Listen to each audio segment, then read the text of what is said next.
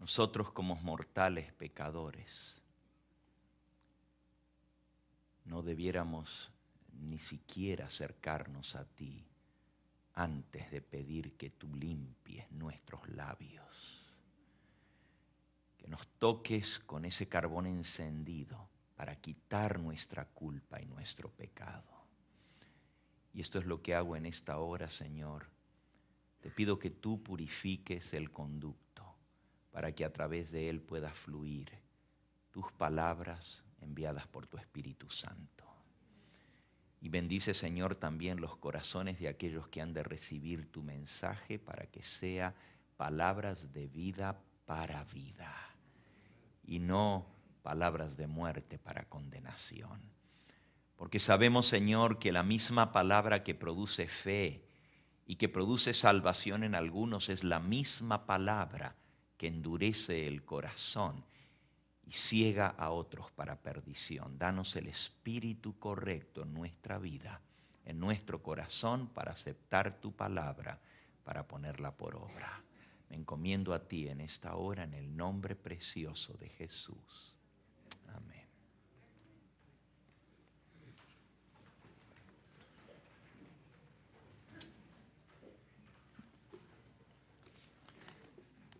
Abran sus Biblias en Apocalipsis, capítulo 17. Toda esta semana, desde el viernes pasado, hemos estado estudiando sobre el capítulo 17 de Apocalipsis, la mujer y la bestia. Y hemos aprendido y repasado lo que ya conocíamos, que estos dos símbolos tienen una manifestación más clara ante el mundo entero en los días finales de la historia de este mundo. Este poder político unido con el poder religioso, según la palabra de Dios, va a dominar el mundo entero. Hoy nos toca ver la continuación y la conclusión del tema de anoche. El versículo que estudiamos anoche es Apocalipsis capítulo 17, versículo 7 al 10. Y hoy nos toca ver el versículo 11. Leamos Apocalipsis 17, versículos 7 al 10. Y el ángel me dijo: ¿por qué te asombras? Yo te diré el misterio de la mujer y de la bestia que la trae, la cual tiene las 7 cabezas y los 10 cuernos. La bestia que has visto era y no es, y está para subir del abismo e ir a perdición. Y los moradores de la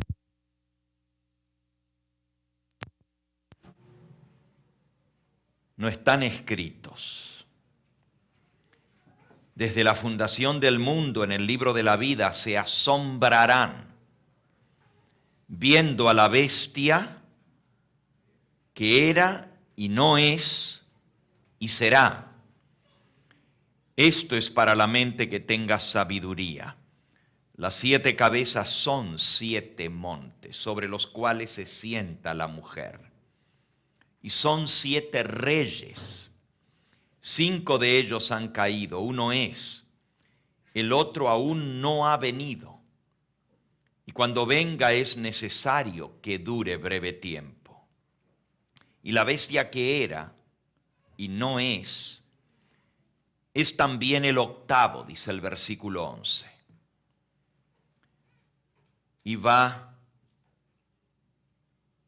es de entre los 7 y va a perdición.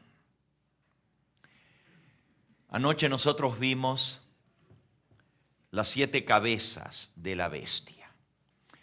Así como el dragón del capítulo 12 tiene 7 cabezas y son los 7 poderes políticos, los 7 imperios que el diablo ha utilizado para perseguir al pueblo de Dios y para tratar de lograr el control del mundo.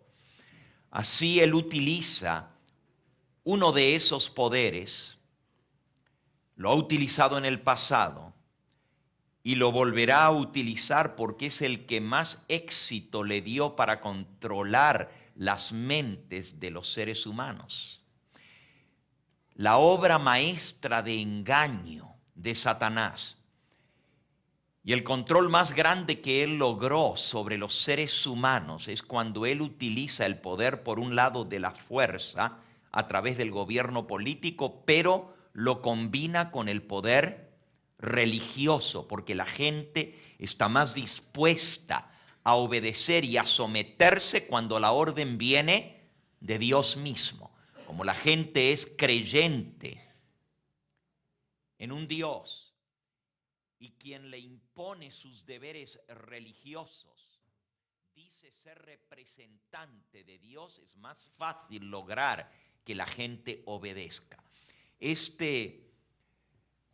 Esta obra maestra del engaño que le dio tanto éxito por 1260 años al diablo para dominar al mundo, según la profecía, es la bestia que era y no es y volverá a ser. Y estudiamos anoche cómo esa bestia es un poder político unido a un poder religioso. Es la maquinaria política, el control político manejado por la iglesia, la ramera, la mujer que está sentada sobre la bestia, que desde el año 538 a 1798 dominó todo lo que era Europa. Esa unión del poder político con el poder religioso se efectuó a través del reinado de el pontífice romano en la silla que dejó vacante el imperio romano en Roma. Y allí se sentó y dominó a los demás países de Europa con una mano férrea por 1260 años. La profecía decía que iba a recibir una herida de muerte. Y esa herida mortal vino en el año 1798, cuando, según la Enciclopedia Británica,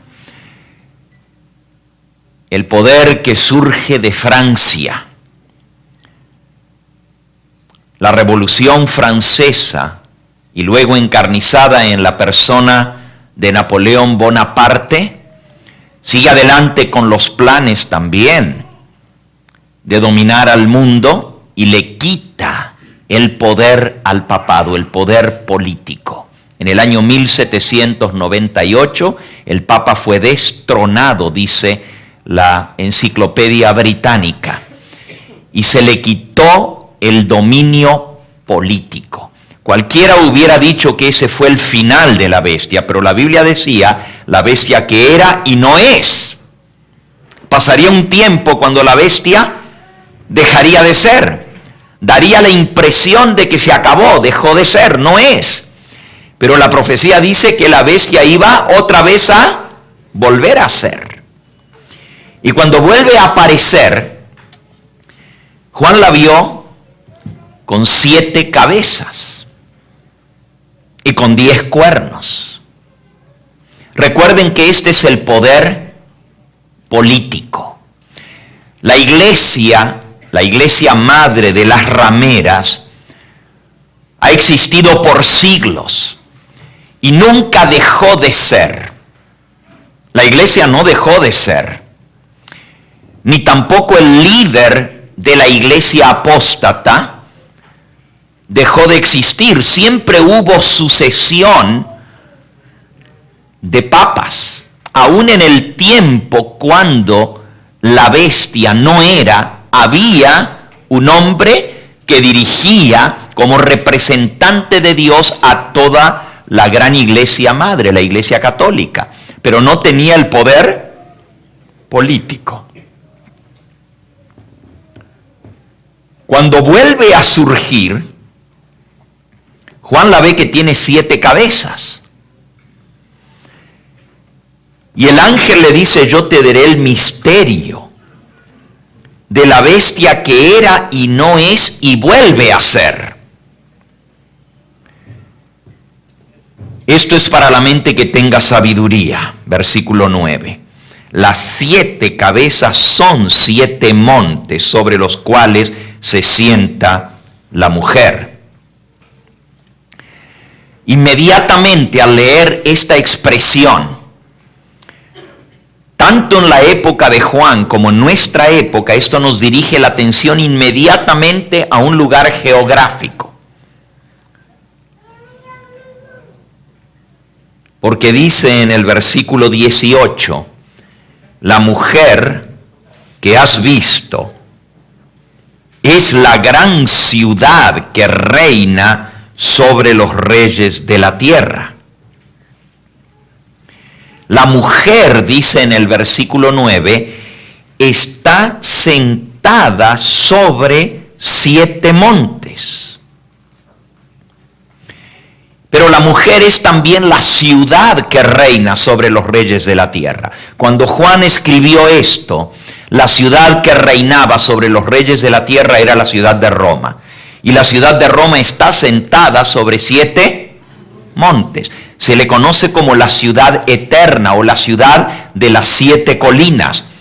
Y esos 7 montes son el Aventino, el Capitolio, el Celio, el Esquilino, el Palatino, el Quirinal y el Viminal, los 7 montes sobre los cuales se sienta la mujer que es la ciudad, dice aquí, que reina sobre los reyes de la tierra. La ciudad de Roma. Ese es el foco de la profecía. Ahora, qué interesante que cuando Juan ve resurgir a la bestia que dejó de ser desde el año 1798 en adelante, la ve con 7 cabezas. Y dirige la atención inmediatamente a la ciudad de Roma.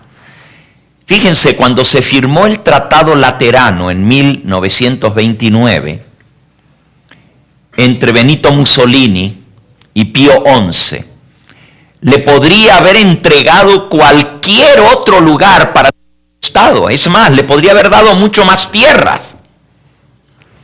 Y podría haber formado un Estado más grande, pero le dio solamente un pedazo en Roma.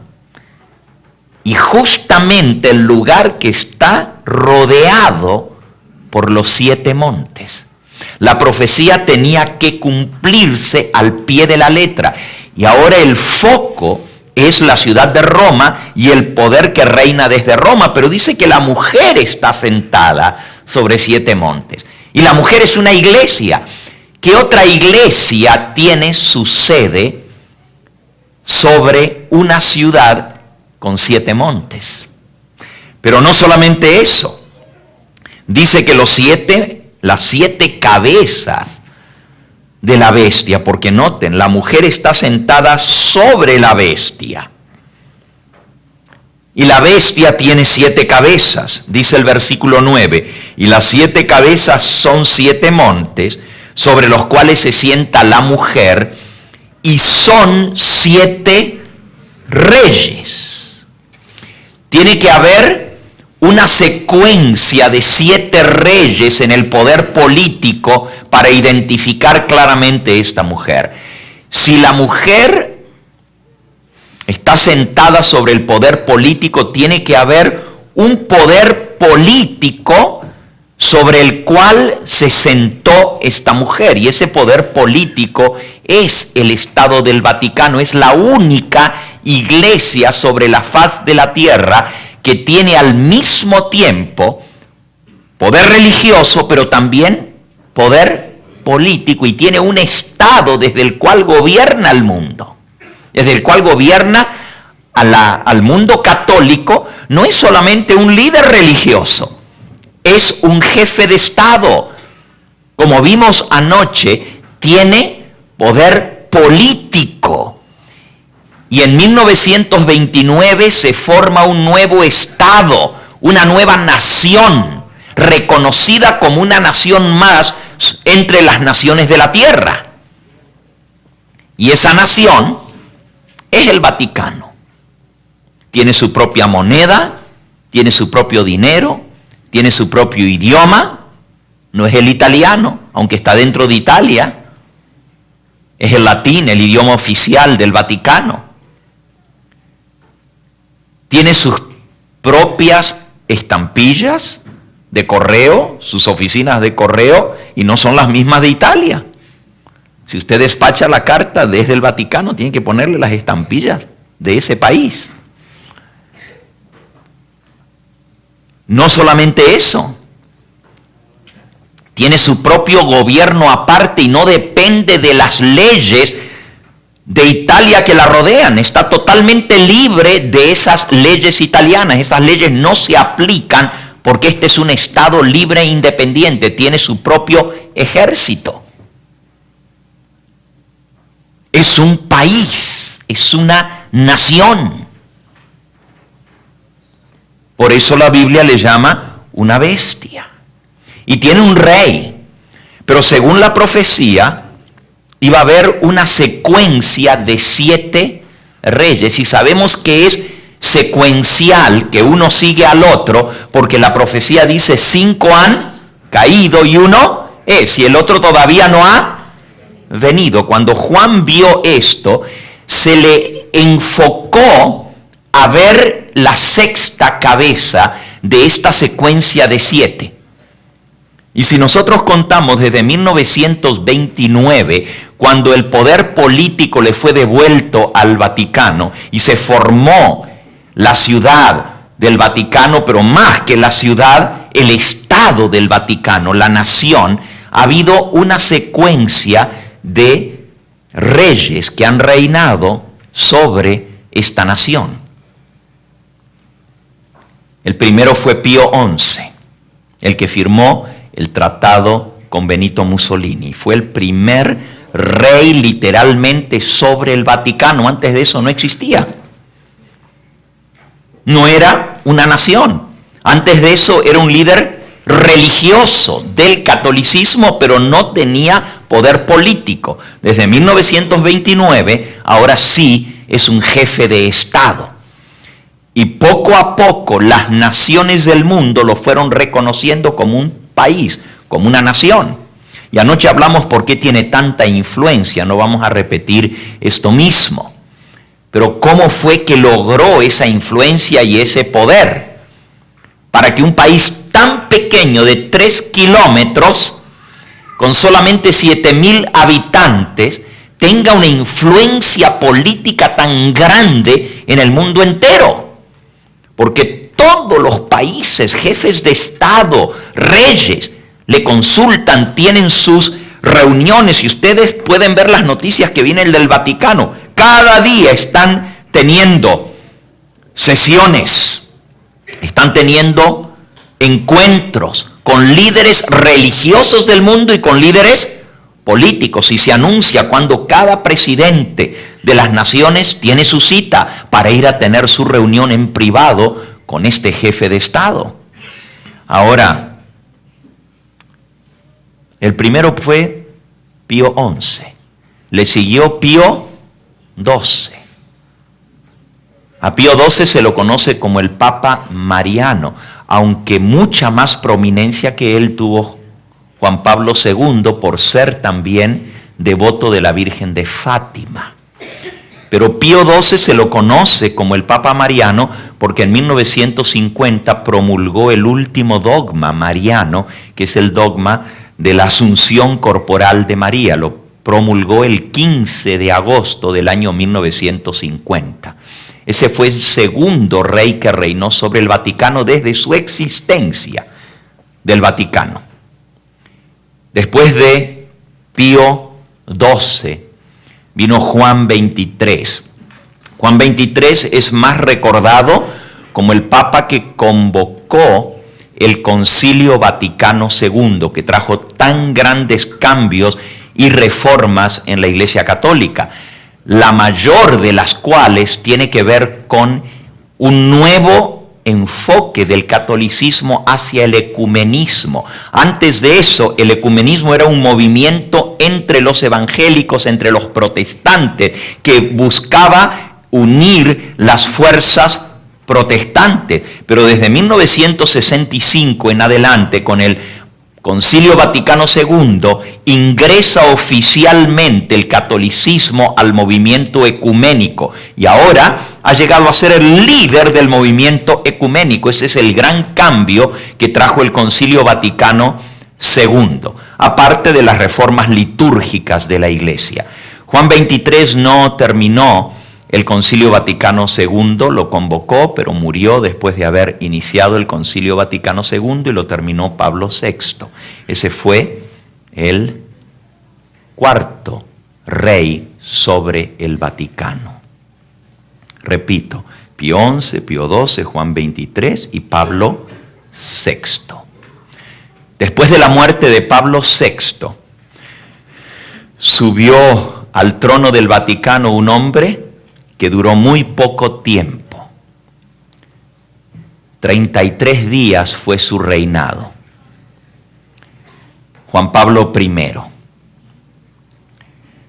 Fue un pontificado muy corto, no logró nada de los planes que tenía y muchos, aún dentro del catolicismo, están convencidos de que justamente por las cosas que traía en su agenda, Juan Pablo I no se le dejó desarrollar su pontificado, porque iba a afectar tremendamente los planes y propósitos de muchos grupos de intereses especiales dentro del catolicismo. Y la mayoría de los historiadores aseveran de que la muerte de Juan Pablo I no fue de muerte natural, sino que fue una muerte causada, un asesinato dentro del Vaticano. Inmediatamente después de él, en 1978, sube al trono del Vaticano el papa más amado, más reconocido y más famoso de posiblemente toda la historia del catolicismo. Los que nos tocó vivir, y es la mayoría de los que estamos aquí, bajo el pontificado de Juan Pablo II, quizás no nos damos cuenta porque no podemos comparar con los papas anteriores, pero si pudiéramos tener una visión más amplia y ver, notaríamos la gran diferencia entre el pontificado de este hombre tan prominente y los demás que fueron antes. Por eso el apóstol Juan dirige o es dirigido por el ángel a la sexta cabeza, porque tiene una característica muy especial. Es el que preparó el terreno para que el papado volviera a tener el dominio a nivel mundial. Antes de Juan Pablo II esto era prácticamente imposible, pero después de su pontificado quedó preparado el terreno para que bajo el nuevo orden mundial el Papa que estuviese entonces recibiera el control del mundo. Es el hombre más reconocido en la política y en la religión a nivel mundial. El papado ha llegado a una prominencia como nunca la tuvo en el pasado. Sin embargo, no tiene todavía, como vimos anoche, la autoridad para reinar. Recibió el trono en 1929. Ha ido ganando ascendencia y poder. Justamente a través de Juan Pablo II logró de vuelta recuperar el poder y recuperar la influencia sobre todas las naciones y las religiones del mundo. Los tratos que se han hecho han sido históricamente increíbles, hermanos. Por ejemplo, la unión entre la Iglesia Ortodoxa y la Iglesia Católica, que tenía más de 1000 años, de estar separada, logra unirse bajo Juan Pablo II. La Iglesia Ortodoxa griega es el bloque cristiano más grande sobre el planeta Tierra. Ya nosotros vimos al principio de esta semana que el cristianismo está dividido en 3 grandes bloques. La religión cristiana, el catolicismo romano, los ortodoxos o la iglesia oriental y el protestantismo. Son las 3 ramas del cristianismo, o así llamado cristianismo. La iglesia ortodoxa o la iglesia oriental estaba separada desde el año 1000, cuando se separó del catolicismo y tienen su propio papa en Constantinopla. Ese no fue el propósito de los emperadores romanos, porque el emperador Justiniano, como vimos anoche, le dio todo el poder al obispo de Roma, pero luego vino una ruptura, vino un cisma, se conoce como el cisma de Oriente y Occidente, donde la iglesia quedó partida en 2 iglesias. La iglesia de Occidente, el catolicismo romano, y la iglesia de Oriente, la iglesia ortodoxa o la iglesia oriental. Bajo Juan Pablo II, ese golfo que los separaba se zanjeó. Se hicieron los tratos necesarios y actualmente un sacerdote católico puede dar misa en una iglesia ortodoxa. Los sacerdotes ortodoxos pueden dar misa en iglesias católicas. Los que son miembros de la iglesia ortodoxa pueden hacerse miembros de la iglesia católica sin nada, ni siquiera necesitan hacer una transferencia de membresía. Se los considera automáticamente, si asisten a una iglesia católica, pueden comulgar, pueden ser parte de esa iglesia, aunque todavía hay 2 iglesias porque no se ha hecho la fusión completa, ya la unión está hecha. Y no solamente eso, hay muchas otras cosas más y va en camino de que finalmente la iglesia ortodoxa renuncie a su patriarca de Oriente para darle la primacía al obispo de Roma. Y cuando esto suceda, pues habrá quedado la unión terminada y ya no va a haber 2 iglesias sino una. No sabemos si nos tocará ver eso o no, porque el tiempo es tan corto, pero en lo que es la práctica es lo mismo. Juan Pablo II también hizo tremendos avances en el campo ecuménico con los luteranos, con los anglicanos, y actualmente la mitad de la iglesia anglicana ha tomado la decisión de regresar a Roma. Y ustedes saben que el primer ministro o ex primer ministro de Inglaterra, Tony Blair, se convirtió al catolicismo dando el ejemplo, y es una señal muy fuerte hacia el pueblo inglés de que ese es el camino a regresar de vuelta a Roma, cuando el primer ministro de la nación está dando ese ejemplo. Es muy interesante cómo bajo Juan Pablo II se lograron relaciones con los judíos, con los budistas, con los musulmanes, con las religiones orientales. El Dalai Lama de Nepal. Las grandes religiones orientales tuvieron un acercamiento hacia Roma, cosa que esto antes parecía imposible. Todo el escenario está dado y Juan Pablo II fue el que preparó el escenario para la última ejecución. El último capítulo está por darse y según la profecía, este es el 6º Papa, Juan Pablo II, y el que vendría después de él dice, es necesario que dure ¿cuánto tiempo? Breve tiempo. Benedicto XVI es el 7º rey del Vaticano desde 1929, cuando el Vaticano fue formado. Es la 7ª cabeza. Y según la profecía va a durar breve tiempo. Esto de por sí lo preclude el mismo hecho de que cuando subió al reinado tenía 78 años. Imagínense, no tiene muchos años para durar. Juan Pablo II fue uno de los papas con el pontificado más largo en la historia del catolicismo. Es el tercer papa en cuanto a años de reinado en la historia del catolicismo. Sin embargo, Benedicto XVI dice la Biblia que cuando venga era necesario que dure breve tiempo. Ese es el momento histórico en el cual nosotros estamos viviendo. Ahora, ¿hay otra cabeza o son 7?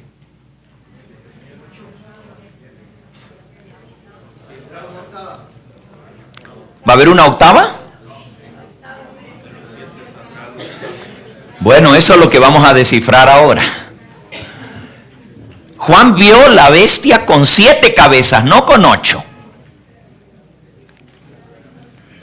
Si el Señor hubiera querido decir que iba a haber 8, pues hubiera puesto 8 cabezas. Pero el Señor puso ¿cuántas cabezas? 7.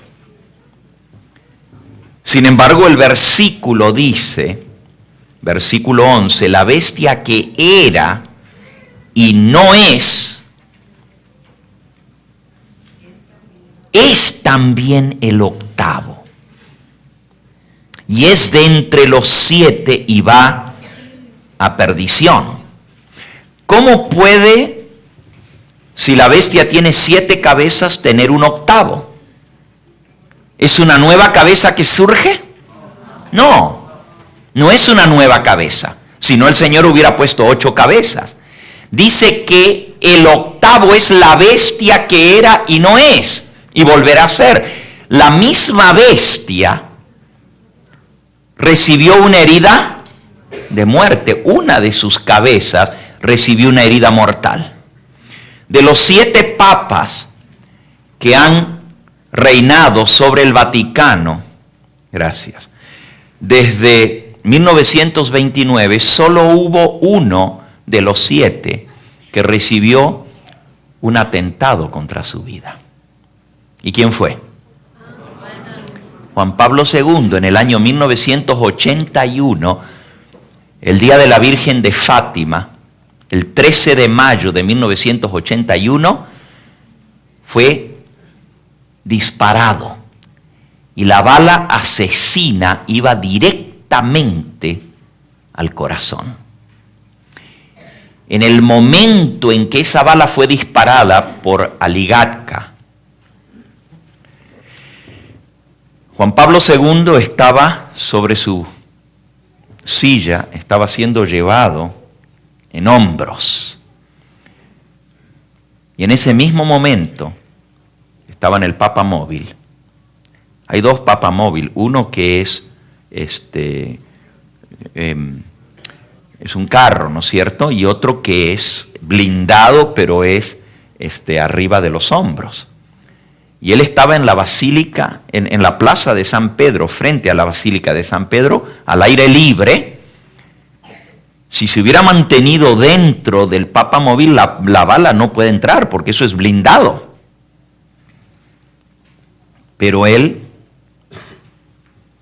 se asomó.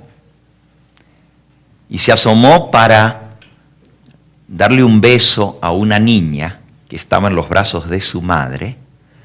Y la niñita tenía una medallita de la Virgen de Fátima prendida en la solapa. La medallita brilló con el sol, reflejó el rayo del sol como cegando, y el Papa le atrajo la atención, ese rayo que salía de la solapa de la niña, y él se asomó, y en el momento que hizo este movimiento para asomarse y para besar a la niña y besar la medallita, en ese momento se le disparó. Si no hubiera hecho eso, la bala le hubiera dado directamente de frente al corazón, pero al hacer este movimiento, la bala le entró por el brazo. Le atravesó el brazo, le atravesó el tórax, le atravesó completamente el pulmón, y en realidad fue de este lado, el pulmón izquierdo y el brazo izquierdo, y la bala se detuvo a escasos milímetros del corazón. Estuvo entre la vida y la muerte. Recibió una herida mortal. Ahora, cuando estaba en el policlínico luchando entre la vida y la muerte, tuvo mucho tiempo de pensar porque estuvo semanas internado. Y estando allí, no voy a tomar el tiempo de contarles ese episodio, aunque es muy impresionante, recibió una visita inesperada para él.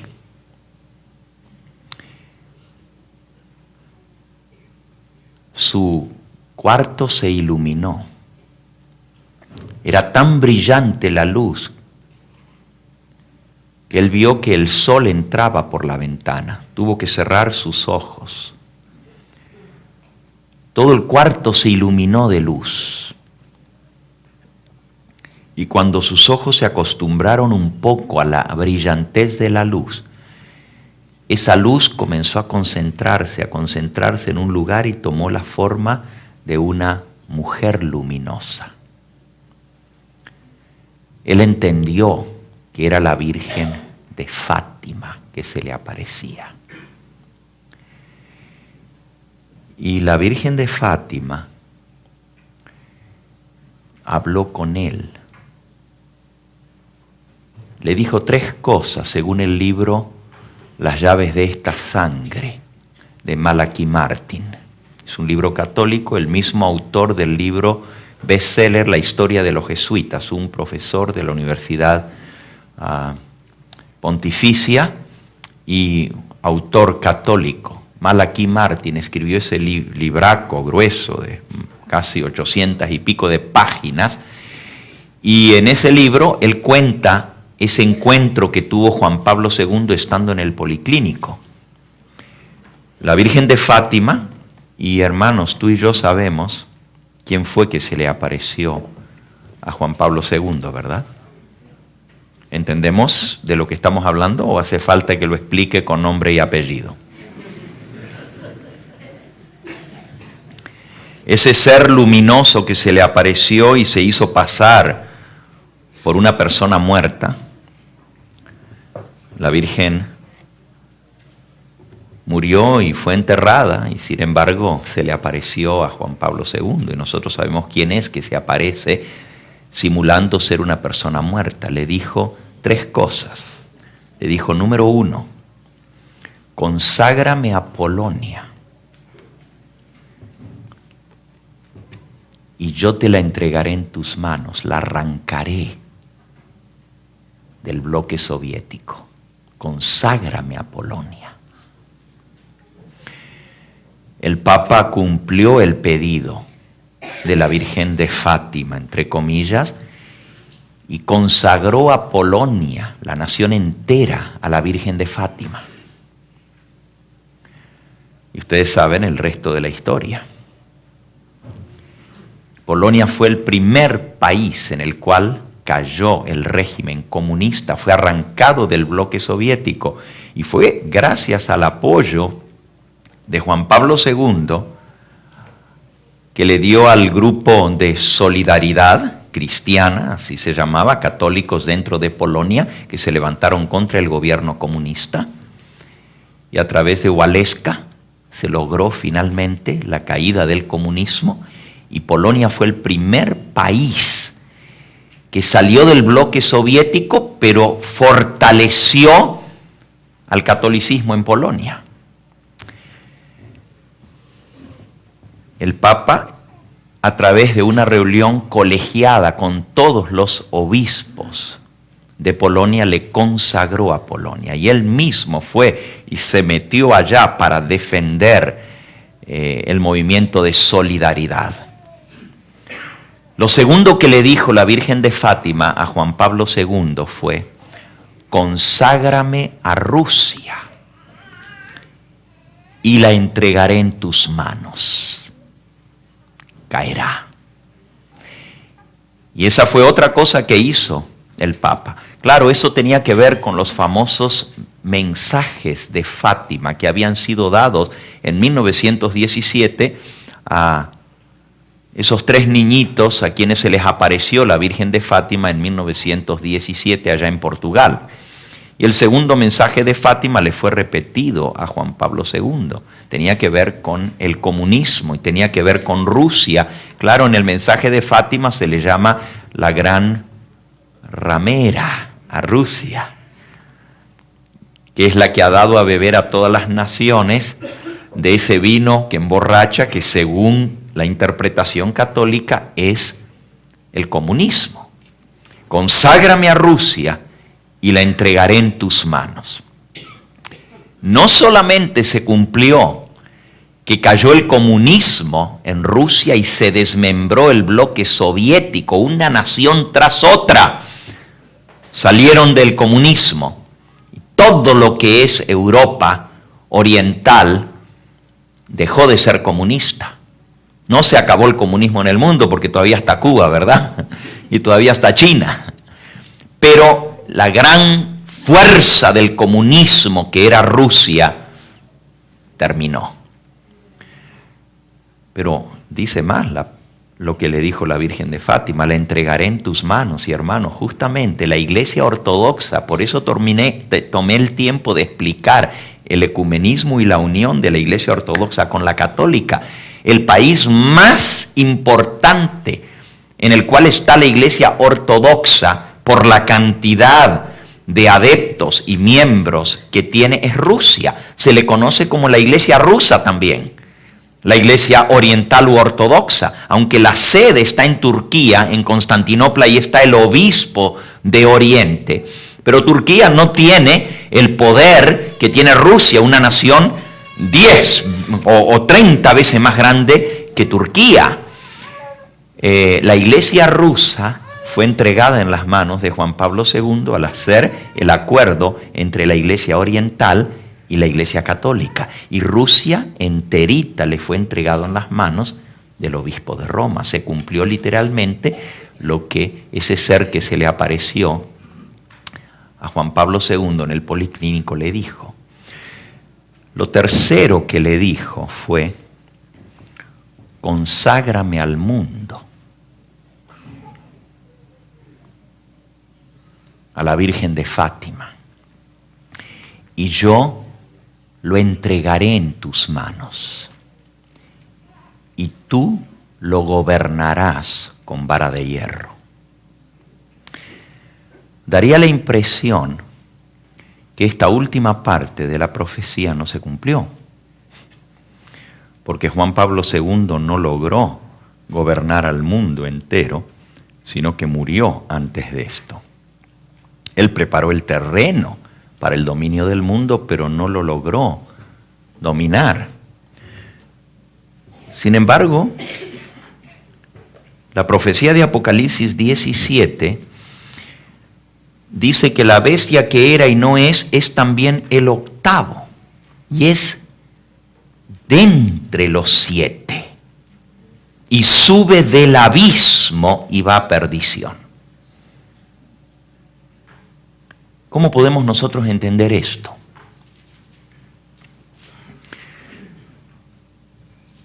Si solo son 7 cabezas, pero hay una octava, pero la octava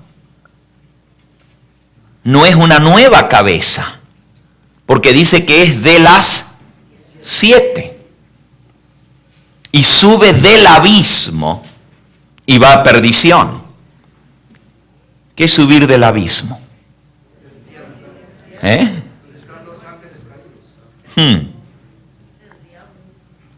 Qué interesante. Vamos a ver en Apocalipsis capítulo 9. Apocalipsis 9. Dice el versículo 1: el quinto ángel tocó la trompeta, y vi una estrella que cayó del cielo a la tierra, y se le dio la llave del pozo del abismo.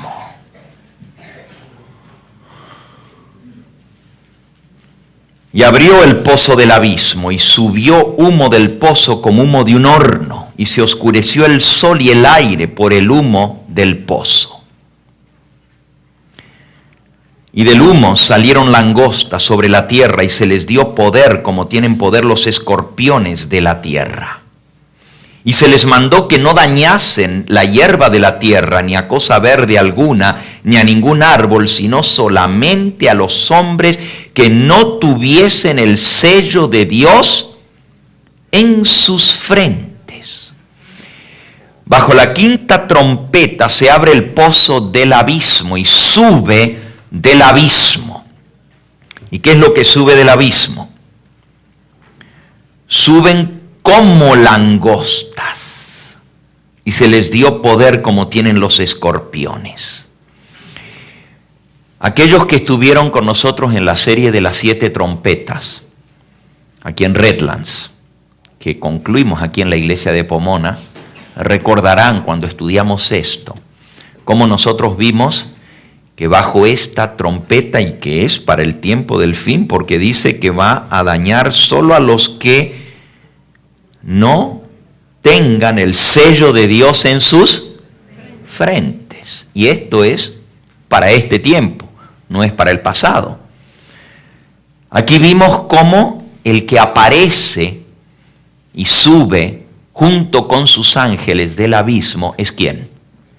Bueno, la Biblia nos dice quién es. El versículo 11 dice: tienen por rey sobre ellos al ángel del abismo, cuyo nombre es en hebreo Abadón y en griego Apolión. ¿Qué quiere decir Abadón o Apolión? ¿Qué quiere decir? En griego Apolión quiere decir destructor y en hebreo Abadón quiere decir el que destruye por la muerte. El destructor que mata. ¿Y quién es entonces el ángel del abismo? Obviamente, es Satanás. El abismo es el lugar donde fueron echados los ángeles que cayeron. Segunda de Pedro, capítulo 2 y versículo 4. Porque si Dios no perdonó a los ángeles que pecaron, sino que arrojándolos al abismo, los entregó a prisiones de oscuridad para ser reservados para el juicio. Noten, el abismo, los ángeles que pecaron fueron arrojados al abismo. Nuevamente en Judas, versículo 6, dice: los ángeles que no guardaron su dignidad, sino que abandonaron su propia morada, los ha guardado bajo oscuridad, en prisiones eternas para el juicio del gran día. Los ángeles de los demonios fueron lanzados al abismo, a prisiones de oscuridad. Podríamos hablar mucho más sobre lo que es el abismo, pero en la Biblia siempre el abismo está relacionado con un lugar desolado, con la morada de Lucifer y sus ángeles donde fueron arrojados. Y el rey del abismo es Satanás. Pero resulta que en Apocalipsis 17 se nos dice que la bestia que era y no es también el octavo. Y sube del abismo y va a perdición. Si Benedicto XVI es el 7º papa, según esta profecía, va a haber un octavo, pero va a ser de los 7. ¿Y quién es de los 7? Y sube del abismo y va a perdición.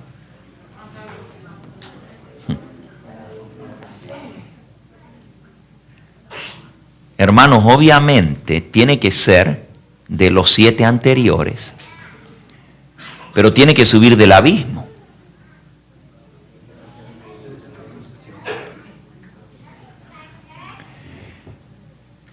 ¿Cómo desciframos esto? Esto es para la mente que tenga sabiduría.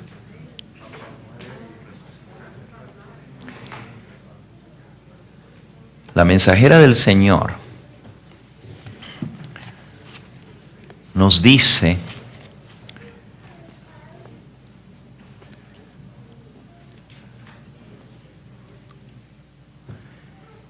en Eventos de los Últimos Días, página 164, Satanás usará toda oportunidad para disuadir a los hombres de su lealtad a Dios.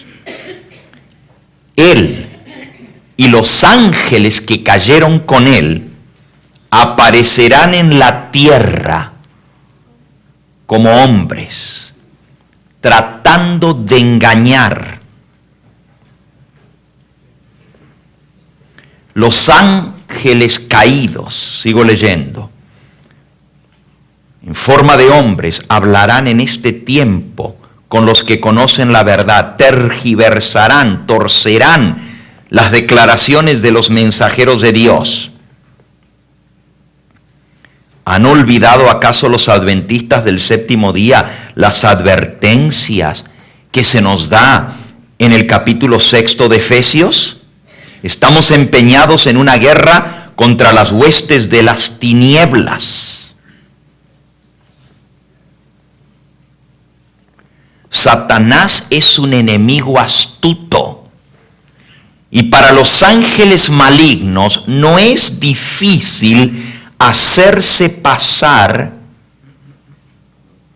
por los muertos y lograr que su encarnación sea visible para los ojos humanos. ¿Cómo? Que no le es difícil al diablo encarnarse en una persona muerta. Miren, página 165 de Eventos de los Últimos Días. Para los ángeles malignos no es difícil hacerse pasar por pecadores muertos y lograr que su encarnación, cuando habla de encarnación es que va a tomar cuerpo, carne. O sea, no va a ser solo un espíritu transparente. Hasta ahora el espiritismo se hace pasar como seres o espíritus de muertos, y en los salones espiritistas, en las sesiones espiritistas, se aparecen ángeles malignos en forma de espíritus de muertos. Pero aquí está hablando de un paso más allá de hacerse aparecer un espíritu de muerto. Aquí dice que los ángeles del mal van a encarnar a muertos. Estas manifestaciones, dice, y lograr que su encarnación de muertos pecadores sean visibles para los ojos humanos. Estas manifestaciones serán más frecuentes a medida que nos aproximemos al tiempo del fin. Y habrá demostraciones de carácter asombroso. Ahora, manifestaciones de carácter asombroso. Déjenme leerles ahora en el Conflicto de los Siglos. La página 681. Pronto aparecerán en el cielo señales pavorosas de carácter sobrenatural en prueba del poder milagroso de los demonios. Los espíritus de los demonios irán en busca de los reyes de la tierra, de los gobernantes del mundo, por todo el mundo, para aprisionar a los hombres con engaños e inducirlos a que se unan a Satanás en su última lucha contra el gobierno de Dios. Mediante estos agentes, tanto los príncipes como los súbditos serán engañados. Aparecerán entes que se darán por el mismo Cristo y reclamarán los títulos y el culto que le pertenecen al Redentor del mundo. Harán curaciones milagrosas y asegurarán haber recibido del cielo revelaciones contrarias al testimonio de las Sagradas Escrituras. Si el diablo va a encarnarse en seres muertos, se demasiado far-fetched, demasiado tirado de los pelos decir que el diablo podría encarnarse en uno de los papas que murió.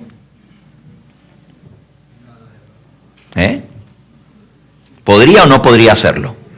No es que podría, es que aquí dice que lo va a hacer, que se va a encarnar y se va a aparecer a la vista de los hombres y va a ser algo asombroso para el mundo.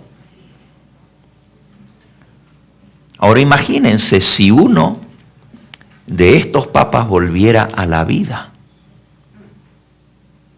¿No sería esto el milagro más grande? Y el mundo entero se asombraría viendo algo así. Pues miren lo que dice Apocalipsis 17, 18. ¿Por qué te asombras?, me dijo el ángel. 17, 7. ¿Por qué te asombras? Versículo 8. La bestia que has visto era y no es, y está para subir del abismo e ir a perdición. Y los moradores de la tierra, aquellos cuyos nombres no están escritos desde la fundación del mundo en el libro de la vida, se asombrarán viendo a la bestia que era y no es y será. El mundo entero, todos aquellos cuyos nombres no están escritos en el libro de la vida, se van a asombrar viendo esto. Y viendo a la bestia que era y no es, pero vuelve a ser. Y sube del abismo. La palabra de Dios nos dice que el engañador va a utilizar estas estratagemas para engañar. Satanás se va a aparecer en forma de muertos. Ángeles malignos toman la forma de esos seres muertos. Estos ángeles impíos son considerados con idolatría. Estamos en la página 165 de Eventos de los Últimos Días.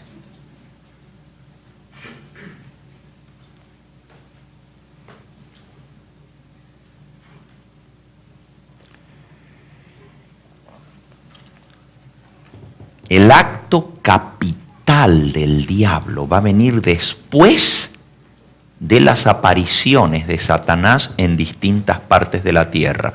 Déjenme terminarles esto. Dice, mediante estos agentes, ángeles caídos que se aparezcan, página 682 del conflicto, tanto los príncipes, los gobernantes, como los súbditos serán engañados. Surgirán entes espirituales que se darán por el mismo Cristo. Ahora ya, el rey del Vaticano se ha dado por Cristo. ¿No reclama para sí el título que le pertenece al Hijo de Dios?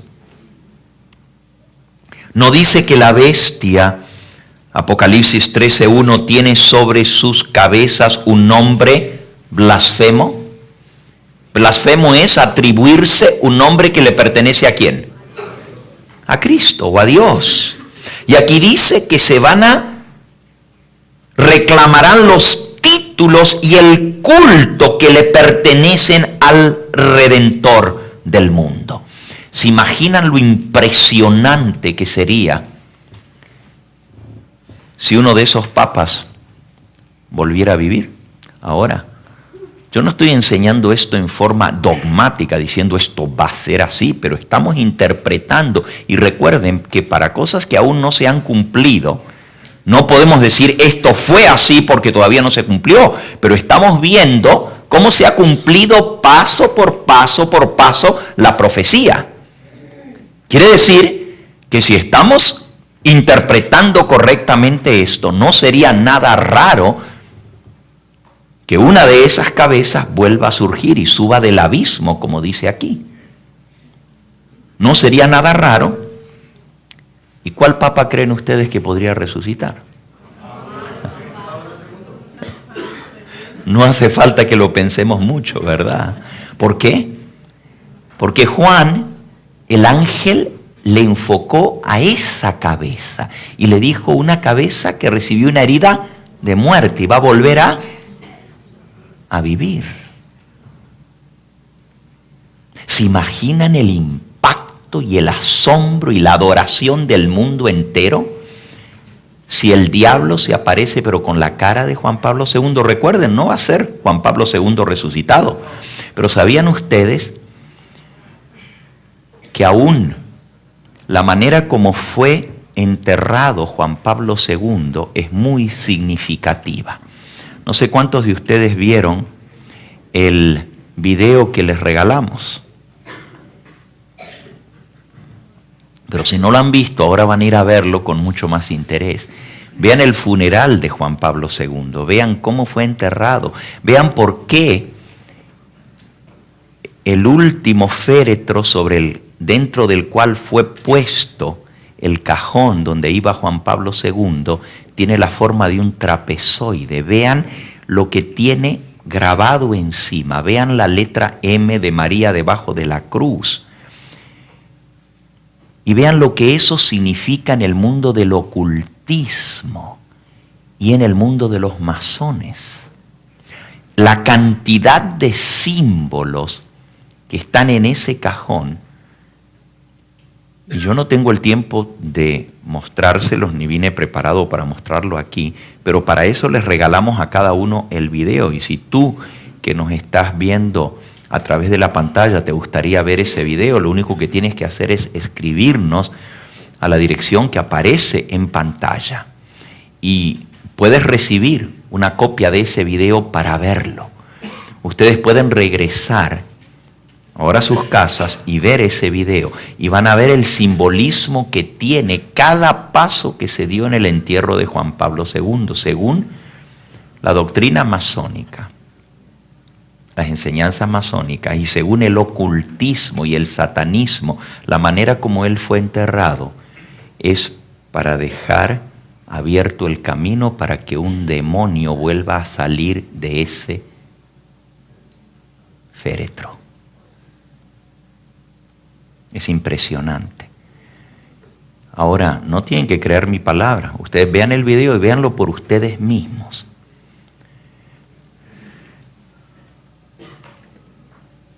Vamos a ver qué es lo que va a culminar el acto capital del diablo, del engaño.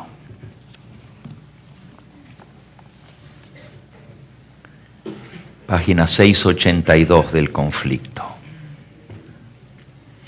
El acto capital que coronará el gran drama del engaño será que el mismo Satanás se dará por el Cristo. El mismo diablo se va a hacer pasar ¿por quién? Por Cristo. Ahora, no solamente se van a aparecer ángeles malignos personificando seres muertos, sino que el diablo va a llegar más allá de eso. Se va a hacer pasar por el mismo ¿qué? Por el mismo Cristo. Sigo leyendo. En varias partes de la tierra, Satanás se manifestará a los hombres como un ser majestuoso, de un brillo deslumbrador, parecido a la descripción que del Hijo de Dios da San Juan en Apocalipsis capítulo 1. Si tú quieres ver cómo va a ser esa aparición final de Satanás, Lee Apocalipsis capítulo 1 y ahí vas a ver cómo se va a mirar el diablo, cómo va a estar vestido, cómo va a ser su rostro, sus ojos, sus manos, sus pies, su vestidura. Va a tener un cinto de oro ceñido en el pecho en la aparición final de Satanás. La gloria que le rodee superará cuanto hayan visto los ojos de los mortales. El grito de triunfo repercutirá por los aires. Cristo ha venido, Cristo ha venido. Y el pueblo se postrará en adoración ante Él, mientras levanta sus manos y pronuncia una bendición sobre ellos, como Cristo bendecía a sus discípulos cuando estaba en esta tierra. Su voz es suave y acompasada, aunque llena de melodía. En tono amable y compasivo enuncia alguna de las verdades celestiales y llenas de gracia que pronunciaba el Salvador. Cura las dolencias del pueblo y luego, en su fementido carácter de Cristo, asegura haber mudado el sábado por el domingo. Y manda a todos que santifiquen el día bendecido por Él. Ahora, hermanos, aquí dice que el mundo entero lo va a adorar. Vamos de vuelta a Apocalipsis capítulo 13. Y miren lo que dice.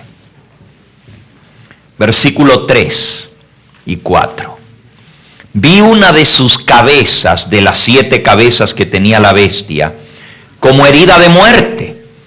Pero su herida mortal fue sanada y se maravilló toda la tierra en pos de la bestia, y adoraron al dragón que había dado autoridad a la bestia, y adoraron a la bestia, diciendo: ¿quién como la bestia y quién podrá luchar contra ella?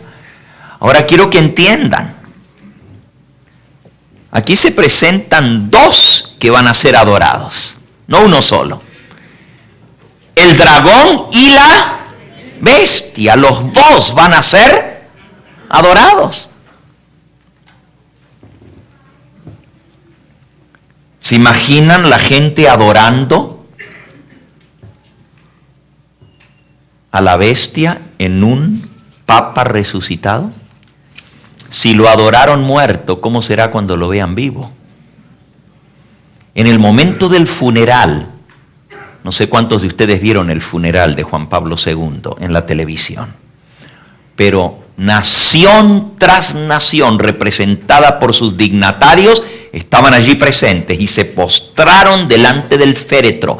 Hasta el presidente de los Estados Unidos fue y se arrodilló delante del féretro de Juan Pablo II. Hasta el presidente y su esposa de esta nación, George Bush, se postraron delante del féretro de Juan Pablo II. Si eso sucedió en su muerte, ¿qué sería si, entre comillas, resucitara? Pero en realidad no va a ser Juan Pablo II. ¿Quién va a ser? El diablo. Qué tremendo es esto, hermanos. ¿Y para qué va a hacer todo esto? ¿Para qué?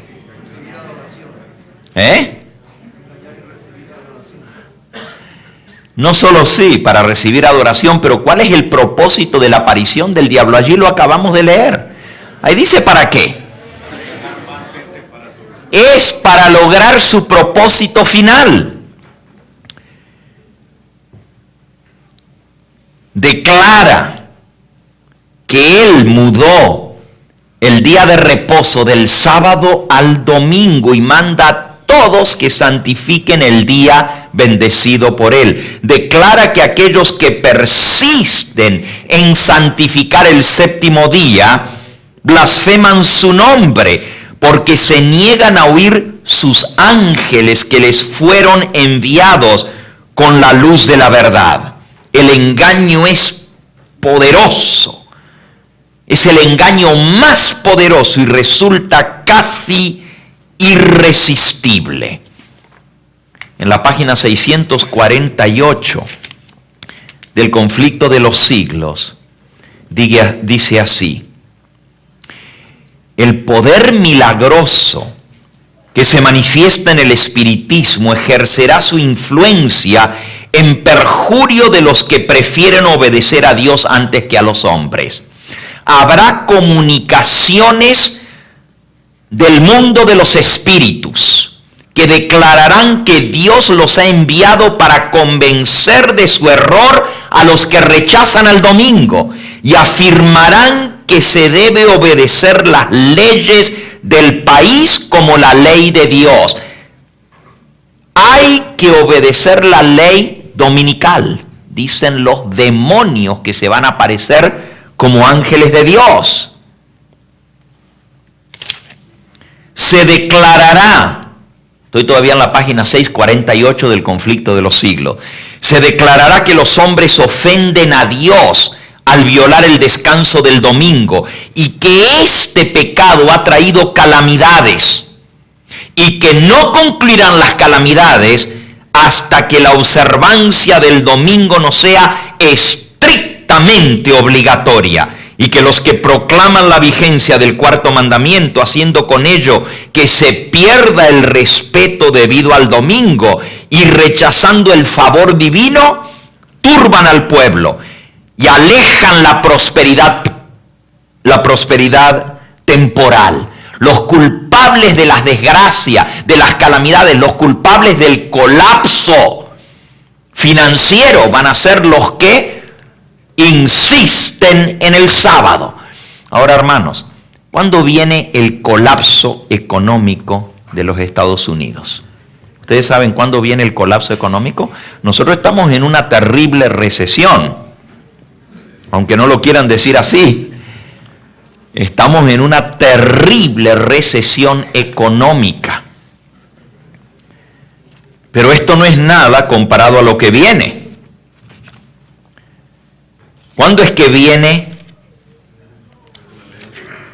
la caída financiera de los Estados Unidos? ¿Ustedes saben cuándo viene? Ok, vamos a leerlo. En el libro Eventos de los Últimos Días, nos dice en la página 137. Cuando nuestra nación, refiriéndose ahora a los Estados Unidos, promulgue leyes en sus concilios legislativos para comprometer la conciencia de los hombres en cuanto a sus privilegios religiosos, imponiendo la observancia del domingo y usando un poder opresivo contra los que guardan el día de reposo del séptimo día, la ley de Dios será sin duda invalidada en nuestra nación, y a la apostasía nacional seguirá la ruina de esta nación. Hermanos, la ruina de esta nación viene finalmente, el colapso financiero, cuando se apruebe la ley dominical. El Estado pondrá bajo su cuidado y protección los principios católicos romanos. Página 137 de Eventos de los Últimos Días. El Estado, esto es el Congreso de los Estados Unidos, pondrá bajo su cuidado y protección los principios católicos romanos. Y a esta apostasía nacional le seguirá rápidamente la ruina nacional. No crean que la cosa se va a mejorar. Los que no vendieron sus casas hace 2 o 3 años, ahora tienen problemas de venderlas. Hay algunos que van a tener que perder dinero para salirse de sus casas. Si las compraron hace 2, 3 años atrás, ahora valen mucho menos de lo que compraron esas casas. Y algunos dicen, no, hay que aguantar un poco más porque se va a mejorar. Hay que esperar a que vuelva a subir. ¿Ustedes creen que va a subir? Sigue bajando, hermanos. Hace rato que nos viene, no, ya se va a frenar, ya se va a frenar. Y año tras año la cosa va peor y peor y peor, y están perdiendo más y más el valor las propiedades. Y no se va a arreglar. Lo que viene es la ruina nacional. Y el diablo utiliza a seres que se van a aparecer y van a hablar de la santidad del domingo. Esto ya está sucediendo, hermanos. Hay un sacerdote católico que escribió un libro que se llama Truenos de Justicia. No sé cuántos de ustedes han oído sobre este libro, Truenos de Justicia, Thunders of Justice. Bueno, si no han oído, búsquenlo en el internet. Está traducido al español y está traducido a otros idiomas también, pero fue escrito en inglés, Thunders of Justice. Este sacerdote dice haber recibido revelaciones y que un ángel le dictó lo que tenía que escribir.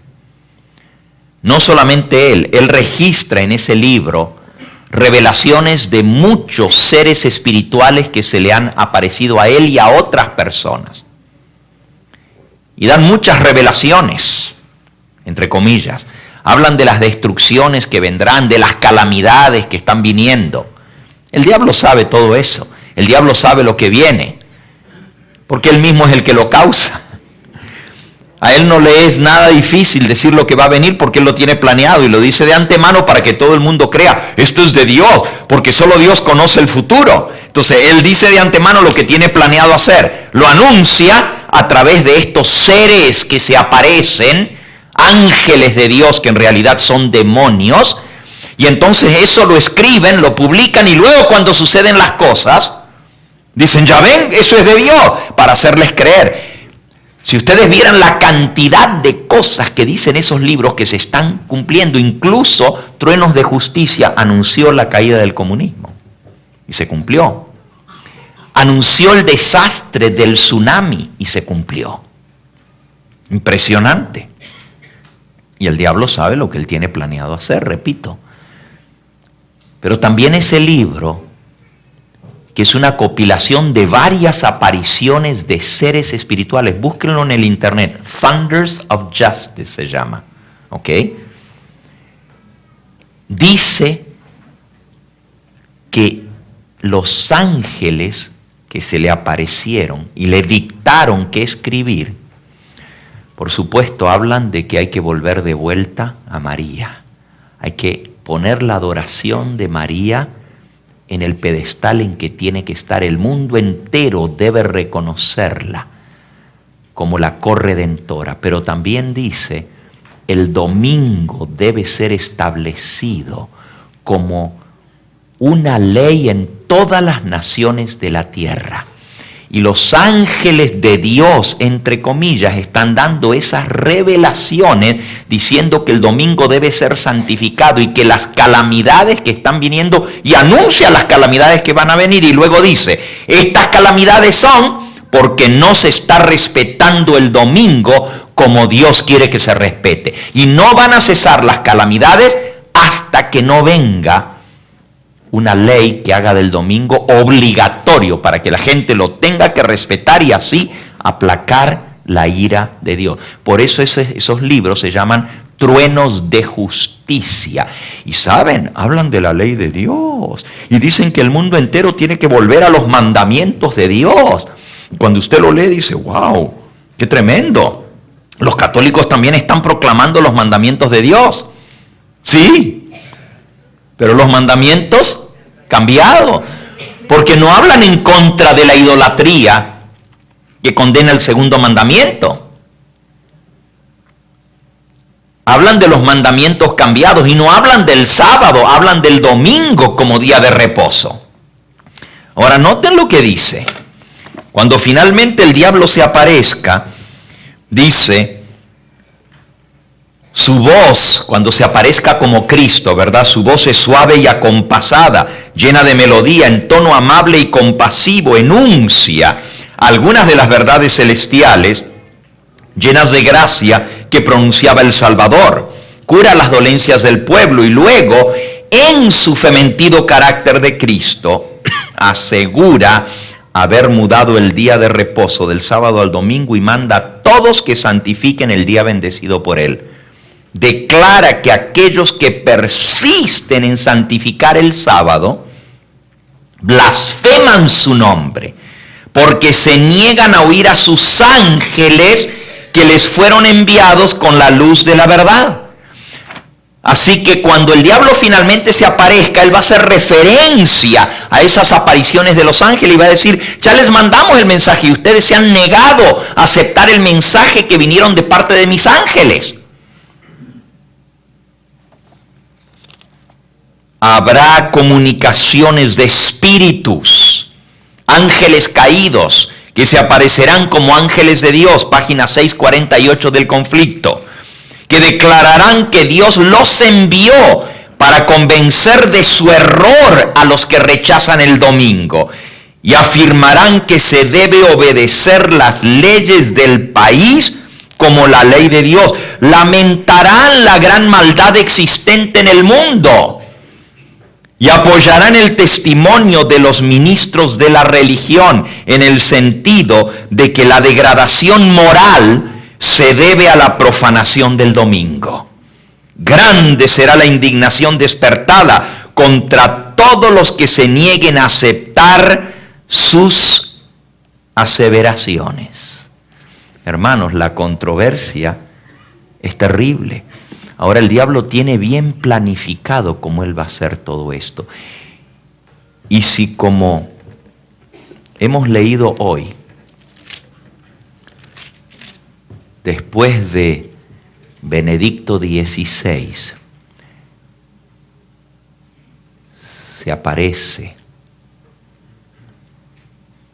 Juan Pablo II, que fue el que dio la encíclica sobre el domingo, Dies Domini. Por eso Juan fue llevado por el ángel a concentrarse sobre esa sexta cabeza, porque es la más significativa para este tiempo del fin. Él fue el que puso todas las bases. Lo único que no se cumplió de lo que le dijo la Virgen de Fátima le dijo, entrégame a Polonia y la entregaré en tus manos. Conságrame a Rusia y la entregaré en sus manos. Eso se cumplió. Pero luego le dijo, conságrame al mundo y tú lo regirás. Todavía no podemos decir que no se cumplió, porque si Juan Pablo II es el que va a volver para hacer la octava, ese va a ser el que va a dominar al mundo. El diablo sabe cómo él tiene planeadas estas cosas. Ahora, hermanos, hemos visto esta profecía de Apocalipsis 17.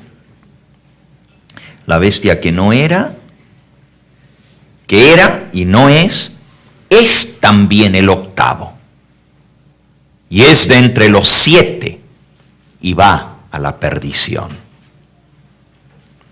Luego dice, y los 10 cuernos que has visto son 10 reyes que aún no han recibido reino. ¿Dónde están los 10 cuernos que vio Juan? Están en la bestia, y la bestia es el poder político.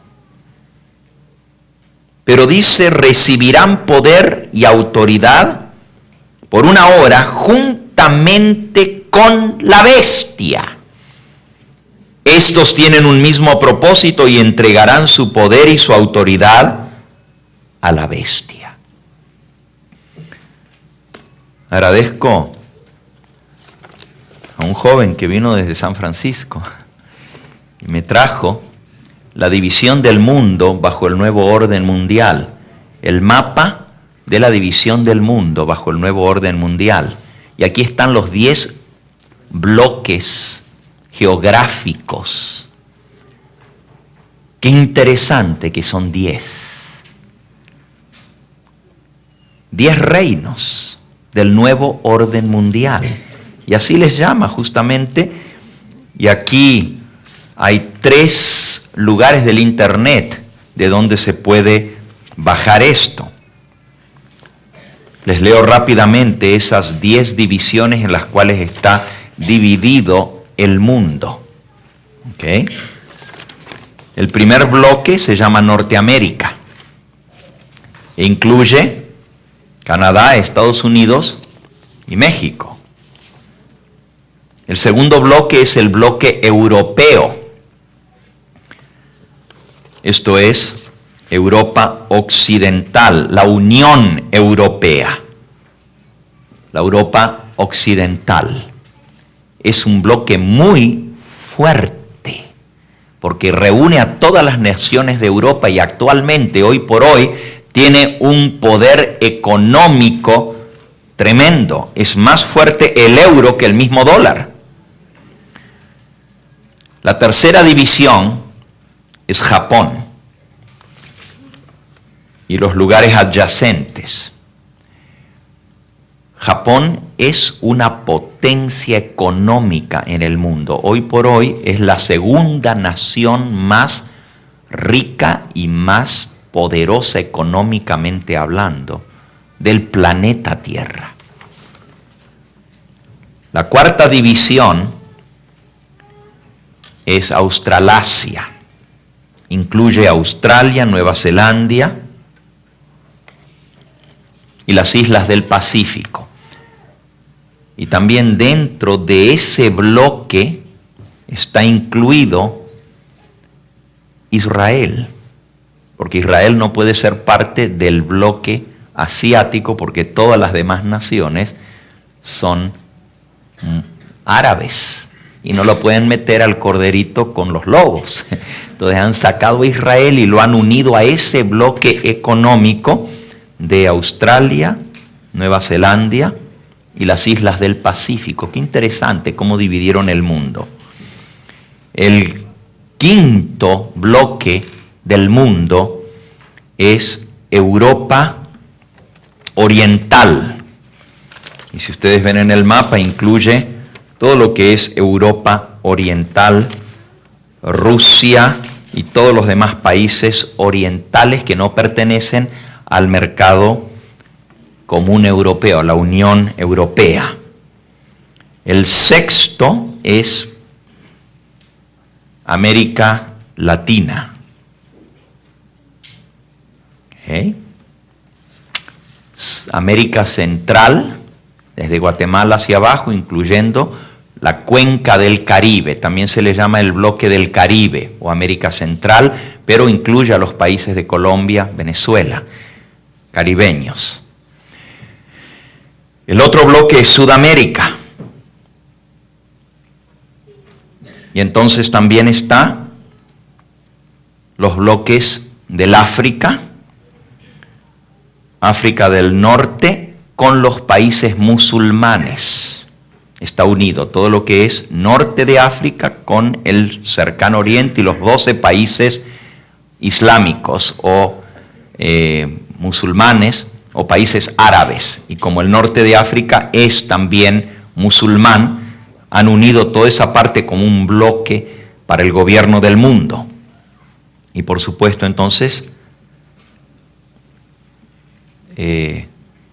Asia, con el país más populoso del planeta Tierra, 1 de cada 5 habitantes del mundo está en China. Y ese es otro bloque. Y vamos a escuchar en los próximos meses mucho sobre China porque está llegando a ser una superpotencia mundial económicamente hablando. Ya hasta Estados Unidos está pidiéndole prestado dinero a China. Imagínense. Y otro bloque es Sudasia.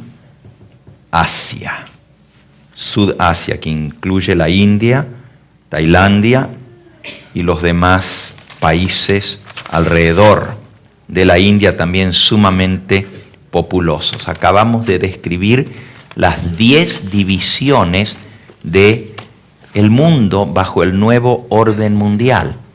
Cada una de ellas tiene un jefe político. Ese es el rey, pero que aún no ha recibido reino, dice la Biblia. Versículo 12, los 10 cuernos que has visto son 10 reyes que aún no han recibido reino, pero por una hora recibirán autoridad como reyes juntamente con la bestia. Y esos tienen un mismo propósito, le entregarán su poder y su autoridad a la bestia.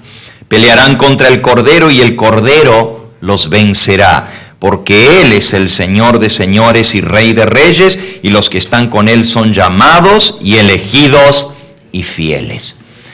Anoche nosotros vimos cómo esa guerra final va a ser contra los que guardan los mandamientos de Dios. Y acabamos de ver cómo el diablo tiene todo su plan establecido para perseguir a los que guardan los mandamientos de Dios y borrarlos de la faz de la tierra.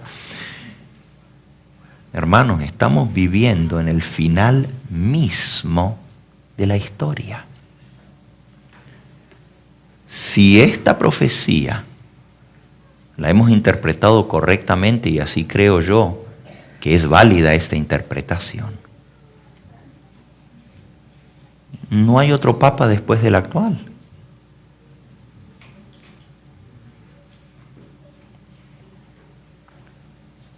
Repito, no soy dogmático porque son cosas que aún no se han cumplido. Yo no puedo pararme y decir esta es la única manera de decir esto, porque entonces estaría siendo presuntuoso decir yo soy el que sé cómo se interpreta la profecía. Sobre asuntos que aún no se han cumplido, nosotros tenemos que enseñarlo, estudiarlo, ponerlo a prueba con lo que está sucediendo en el mundo comparado con la Biblia, pero no podemos decir esto es así y tiene que ser así. Ahora, si llegara a nombrarse un nuevo papa, ustedes y yo sabemos que no fue correcta la interpretación, pero yo personalmente creo que no va a haber otro papa. Yo creo que hasta aquí llegamos, hermanos, y que estamos al final mismo de la historia de este mundo. Todas las cosas a nuestro alrededor nos dicen de esto. Lo único que falta para que el fin se dé es que finalmente Dios complete la elección, el ungimiento, la preparación de sus 144,000 que van a dar este mensaje final, hermanos. Y cuando el Señor tenga completado ese número, y el sellamiento se va a dar, el sellamiento final al promulgarse la ley dominical, porque es la última prueba por la cual tienen que pasar los hijos de Dios antes de ser sellados. Una vez que se promulgue la ley dominical, se completa el número de los 144,000. Son sellados y saldremos a dar el fuerte pregón al mundo.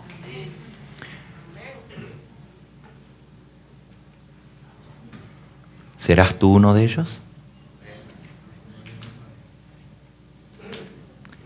Dios solamente podrá usar a aquellos que han estado estudiando su palabra, han estado viviendo de toda palabra que sale de la boca de Dios.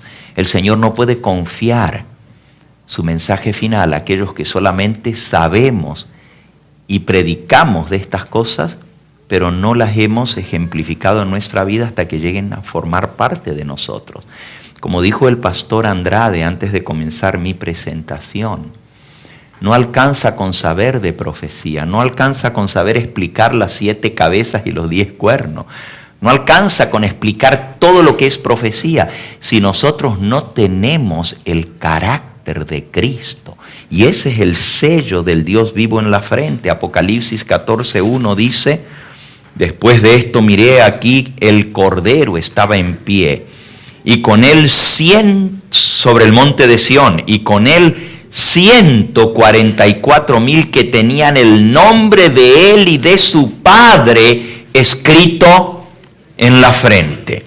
Y hermanos, el nombre de Dios y el nombre el nombre del Cordero escrito en la frente, la mensajera del Señor nos dice claramente lo que esto significa. Nuevamente, en el libro de Eventos de los Últimos Días, dice: el sello del Dios vivo solo, página 225, el sello del Dios vivo solo será colocado sobre los que son semejantes a Cristo en carácter. Los que reciban el sello del Dios vivo y sean protegidos en ese tiempo de angustia que viene, deben reflejar plenamente la imagen de Jesús en sus vidas. De nada nos sirve a nosotros conocer la profecía si no estamos haciendo las obras en nuestra vida si no estamos permitiendo que el Señor nos lleve a vencer todo defecto de carácter, a reflejar su carácter en nosotros. Todo lo demás es puro conocimiento. El Señor no quiere conocimiento solamente. El Señor quiere un conocimiento que transforme nuestra vida. Él no quiere información, sino transformación en nosotros. Porque como dijo el pastor Andrade, el diablo es el que más información tiene. Y el diablo se conoce estas profecías de atrás para adelante. Y Satanás sabe lo que viene.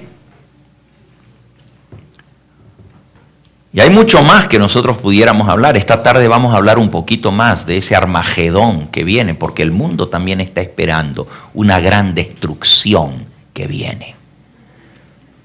¿Y por qué el diablo no puede cambiar la profecía? Algunos dicen porque Dios no se lo permite, pero porque Él sabe también, dice la Biblia, que le queda poco tiempo. Entonces, al reconocer Él estas cosas, tiene que hacer su último ataque contra el remanente para hacer caer a tantos como sea posible. Hermano y hermana adventista, ¿de qué nos sirve a nosotros conocer todo el mensaje adventista, haber tenido tanta luz, haber tenido tanto conocimiento? ¿Qué otro pueblo sobre la faz de la tierra tiene el conocimiento de las Escrituras que tenemos los adventistas del séptimo día? ¿Qué otro pueblo sobre la faz de la tierra tiene la luz que el Señor nos ha dado a través de Elena de White? ¿Hay otra iglesia sobre la faz de la tierra que tiene el conocimiento que nosotros tenemos? Pero hermanos, mayor conocimiento, mayor ¿qué? Mayor y solemne responsabilidad, porque Dios nos hace responsables según la luz y el conocimiento que tuvimos. El que menos tuvo, menos le será requerido. A quien menos Dios le dio, menos le pedirá cuenta. Pero al que más nos dio, más cuenta nos pedirá. Y si nosotros, conociéndose estas cosas, despreciamos una salvación tan grande, ¿qué excusa daremos en el día de Dios? Ojalá que esta semana que hemos pasado juntos, todavía nos queda el tema culminante esta tarde, cuando los 10 cuernos se vuelvan en contra de la bestia. Y vamos a ver la lucha final por el poder en este mundo. Pero hermanos, ¿de qué nos sirve a nosotros toda esta semana de profecía si eso no nos lleva a poner nuestra vida en armonía con lo que Dios ha revelado? Si realmente creemos que estamos viviendo al fin, ¿de qué nos sirve seguir como si nada? La rutina de siempre. Si no hacemos cambios en nuestra vida que nos lleven a poner a Cristo primero y principal, a proclamar su palabra, a compartirla con los demás. Si seguimos en la rutina de siempre, venimos una semana y, bueno, la mayoría que vinieron salieron tarde cada noche, ¿no? Por lo menos en eso cambió la rutina, se iban a acostar más tarde. Y venían cansados al día siguiente a sus trabajos, pero si nada cambió, si solamente eso fue venir a llenarnos de información, y eso no nos llevó a tomar decisiones de poner nuestra vida en armonía con lo que Dios nos ha mostrado en su palabra, a reflejar ese carácter que Dios espera en sus hijos, a pedirle al Señor con ayuno y oración que nos ayude a vencer nuestros defectos de carácter, que nos ayude a vencer nuestro orgullo, nuestro letargo espiritual, a romper la rutina en que estamos viviendo todos los días, enredado con las cosas de este mundo. Si eso no nos lleva a disponer de las cosas materiales que el Señor nos ha dado para poder proclamar el mensaje del Señor y a tomar decisiones definitivas, entonces ¿de qué sirvió? Dios quiere no solamente un reavivamiento, Él quiere una reforma decidida en nuestra vida. Y un reavivamiento que no va acompañado de una reforma no es un reavivamiento válido. Y dura muy poco tiempo, aun si es válido, si el Señor nos despertó con el mensaje de su palabra.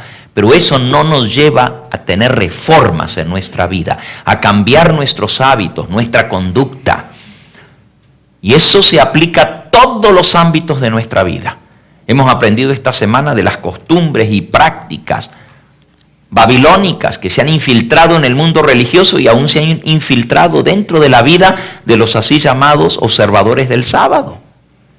Cosas que nosotros estamos viviendo y que hemos dejado que el mundo se meta en nuestra vida. Nos importan más el qué dirán, nos importa más la manera cómo nos van a ver, cómo nos vestimos, qué es lo que comemos, que en lugar de seguir lo que Dios nos manda en su palabra. Y si esos cambios no son hechos en nuestra vida, fue todo en vano.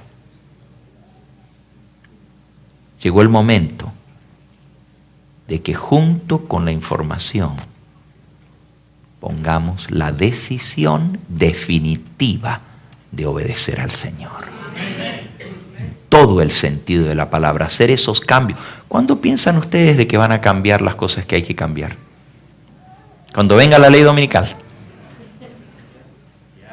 Demasiado tarde entonces. Hoy es el momento aceptable. Hoy es la hora de decisión. Que el Señor nos ayude hoy a tomar esa decisión.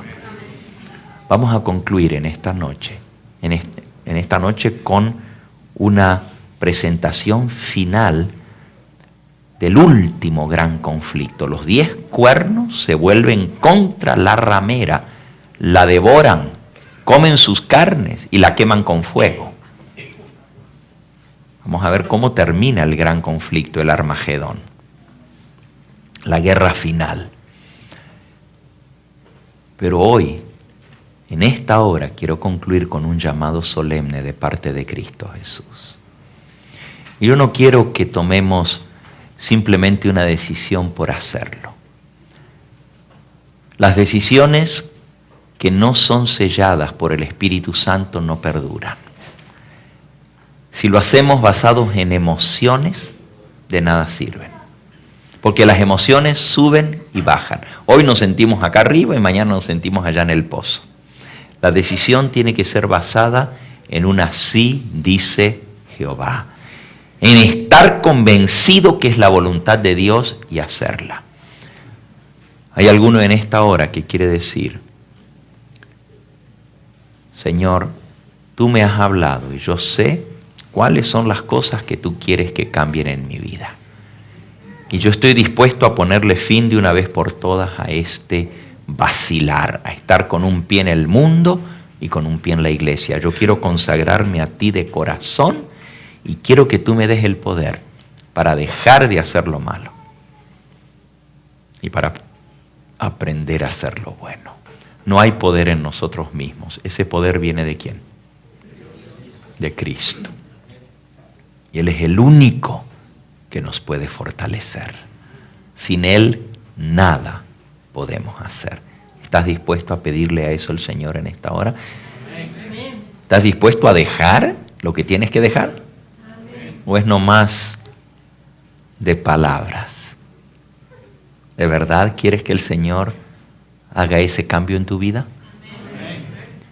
Si ese es tu deseo de todo corazón, y por favor no lo hagas porque los demás lo hacen. Si ese es tu deseo de todo corazón, entonces únete a mí al orar. Ponte en pie allí en el lugar donde estás, en señal de que en verdad tú quieres que el Señor haga ese cambio en tu vida.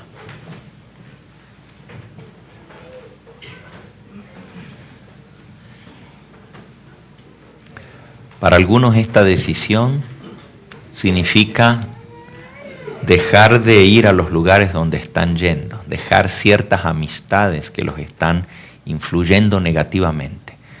Para algunos esta decisión significa cambiar su dieta. Para algunos esta decisión significa cambiar su foco en cuanto a lo que están viendo y escuchando. Cierta música que tiene que ser dejado de lado. Para algunos esta decisión significa cambiar la manera de vestirse. Pero todas esas son cosas externas. Lo que Dios quiere es un cambio genuino del corazón.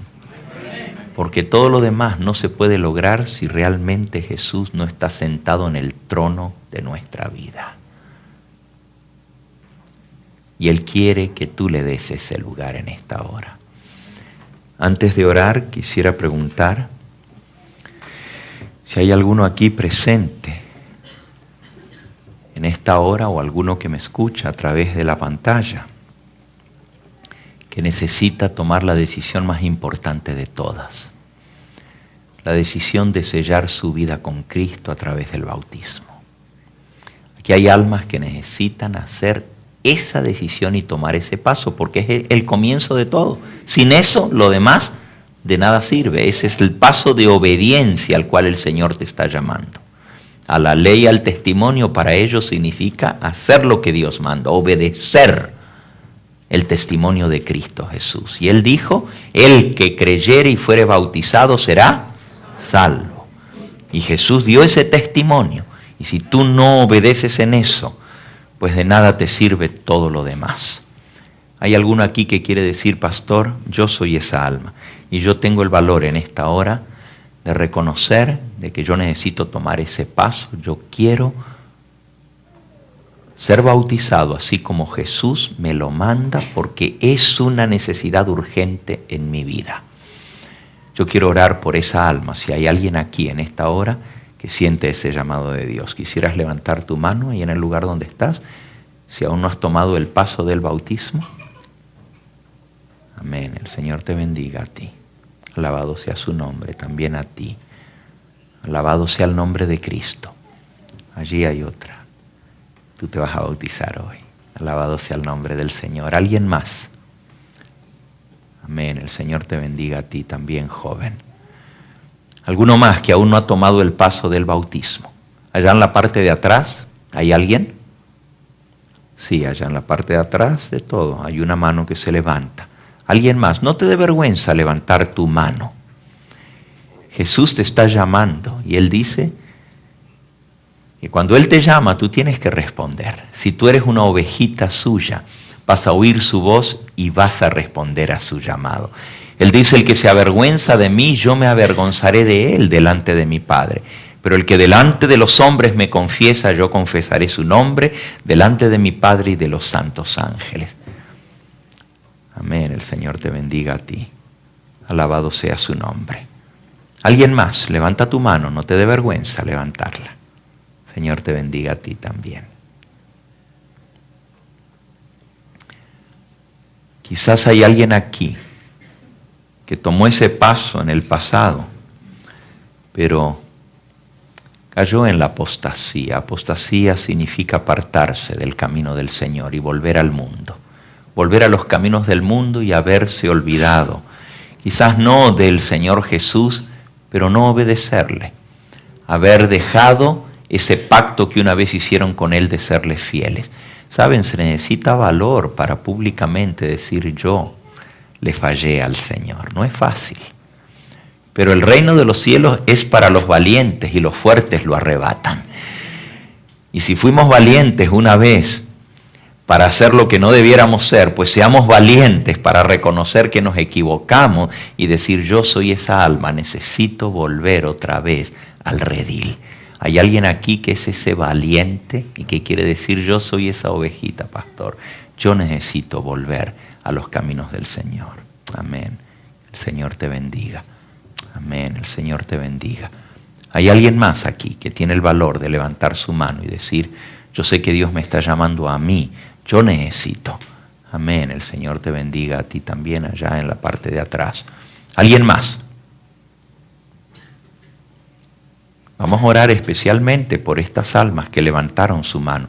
¿Hay alguien aquí que viene de otra iglesia y sabe que Dios lo está llamando a tomar una decisión? Es una decisión seria, pero tiene que tomar esa decisión, porque si no estaría siendo desleal aquel que lo llamó.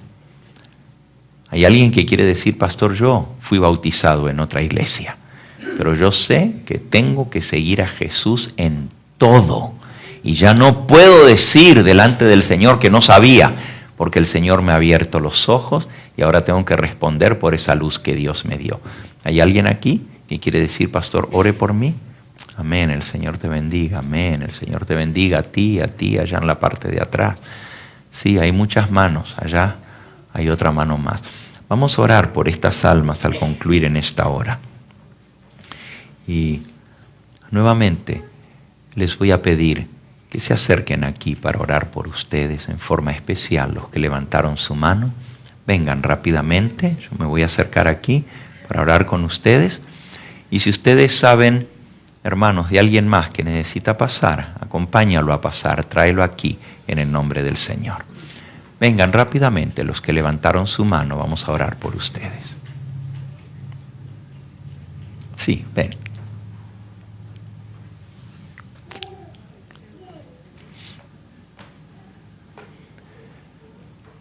Si tú que estás viendo a través de la pantalla has sentido el llamado de Dios, allí en el lugar donde estás, dile: Señor, yo no puedo pasar al frente allí porque no estoy donde están los demás que están pasando, pero aquí donde yo estoy, te estoy haciendo una promesa, que voy a buscar la oportunidad de llevar a cabo lo que te estoy prometiendo muy pronto. Voy a recibir el bautismo de parte de tu mano. Vengan un poquito más adelante, hermanos, porque el pasillo está lleno. Si alguno viene de allá, denle oportunidad de pasar también para que se acerquen, para poder orar por cada una de estas almas. Sí, adelante, hermana, adelante. Vengan aquí más cerquita.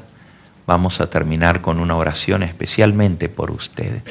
Me da tanta alegría ver hermanos, hermanas, que han venido al llamamiento del Señor Jesús. Algunos han estado viniendo todas las noches y no ha sido fácil tomar esta decisión. Pero Dios no se equivoca. Y Él dice: el que a mí viene, yo no lo echo fuera. Él te llama y si tú respondes, Él va a hacer el milagro en tu vida. Si hay alguien más, acérquense ahora, vengan.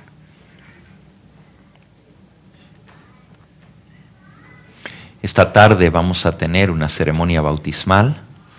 A las 4 de la tarde, algunos de los que están aquí van a ser bautizados el día de hoy.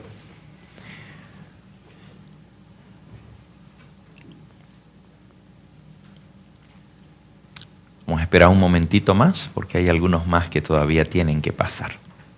¿Okay?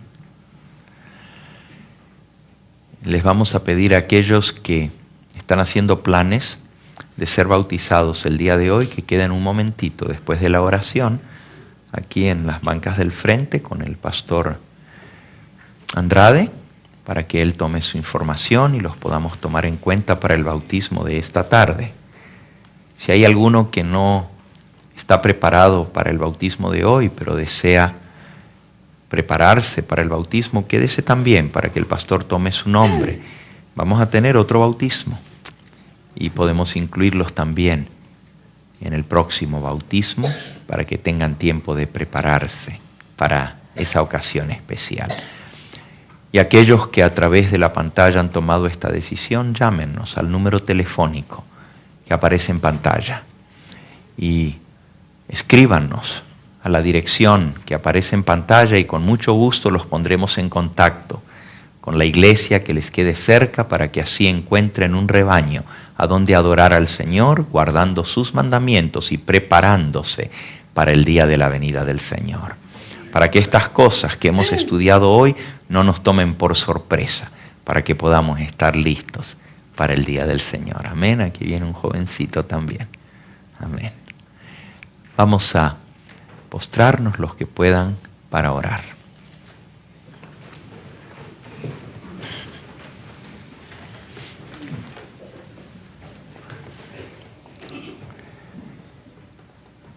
Padre Santo, en esta hora venimos delante de ti para presentarte la gavilla